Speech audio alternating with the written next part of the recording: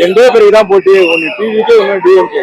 டிவிக்கு ஆட்சியை பிடிக்குது, டிஎம்கே தூக்கி ஓராடிக்குது. 2026 ஓட்டு தளபதி. எதுக்காக அவருக்கு போன நினைக்கிறீங்க? தளபதி மாற்றம் வேணுங்க. ஏன்னா மாற்றமே இல்லாம 2 பேர்கிட்ட இருந்து ஆட்சி கொடுத்து இன்னும் ஏமாந்துட்டோம். திருப்பி நம்ம வேற ஆட்சி கொடுத்து நம்ம தளபதி வர வச்சு பார்ப்போமே என்னதான் நடக்குதுன்றத. அதே போல இப்ப இவர் வந்தா மாற்றம்னு எல்லாரும் சொல்றாங்க.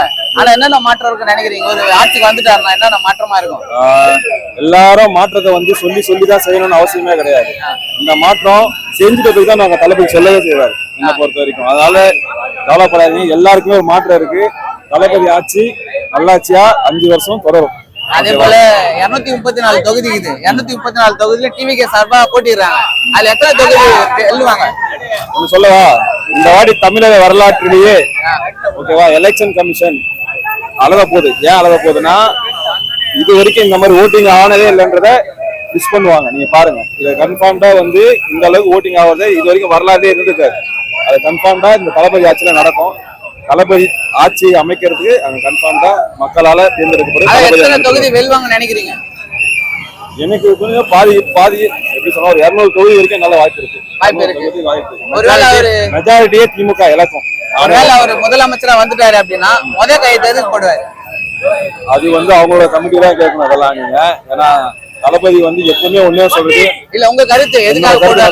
தளபதி எப்பவுமே சொல்றது என்னன்னா, கஞ்சா, தண்ணி, அதுக்கப்புறம் பெண்கள் வன்கொடுமை இதெல்லாம் நம்ம அதிகமா நடக்கிறத அதை அவாய்ட் பண்றதுக்கு முக்கியமான ஆக்ஷன் ஒரு தளபதி எடுப்பாருன்றது என்னோட நம்பிக்கையா இருக்கு. இளைஞர்கள நம்பிக்கையும் கன்ஃபார்ம்டா தளபதி தான் வருவாரு, எல்லா மாற்றம் கொண்டு வருவாரு. டிஎம்கே ஆட்சியில கூத்தாடின்னு சொல்றாங்க எல்லாரும். அதாவது டிவிகே விஜய் கூத்தாடி எல்லாம் அரசியலுக்கு வராங்க அப்படின்னு சொல்றாங்க. அதை பத்தி நீங்க என்ன நினைக்கிறீங்க? உதயநிதி ஸ்டாலினும் நம்ம படம் லான்ச் பண்ணிருக்காரு. அவரும் அப்ப கூத்தாடியில சேர்ந்துருவாரா? இல்ல, எல்லாருமே மக்களுக்கு என்ன செய்யறன்னு மட்டும்தான் பாக்குறாங்க. கூத்தாடி அதெல்லாம் தேவையே கிடையாது. நம்மளுக்கு தேவை தளபதி என்ன செய்வாரு. உங்களால இதற்கு செய்ய முடியல, அவர் அதை செய்ய போறாரு. அதை எங்க மூலியமா நாங்க எதிர்பார்க்கிறோம். நாங்க அது வழியாக தான் போகணும் ஆசைப்படுறோம். ஆனா நடிகர்கள் பாதி பேர் டிஎம்கே ஆதரவா பேசுறாங்க. இதுல முக்காவாசி டிஎம்கே ஆதரவா நடிகர்கள் இருக்காங்க. பாதி நடிகர் தான் டிவிகேக்கு இருக்காங்க. ஆனா கூத்தாடி கூத்தாடி அந்த பக்கம் போய் சேர்றாங்களே, அது விஷயமா என்ன சொல்ல வரீங்க? பணம் எல்லாத்தையும் பேச வைக்கும். ஓகேவா? தளபதிக்கோசம் நாங்க பேசுவோம், பணம் பேசாது. ஓகேவா? பணத்துக்கோசம் நாங்க பேச மாட்டோம், தளபதிக்கோசம் பேசுறதுதான். ஆட்சி மாறணும், ஆட்சி மாற்றம் இருக்கு. தான் அடுத்தது 5 வருஷம் நம்ம கண்ட்ரோல், அதுக்கு அடுத்த 5 வருஷமும் நம்ம கண்ட்ரோல் தான்.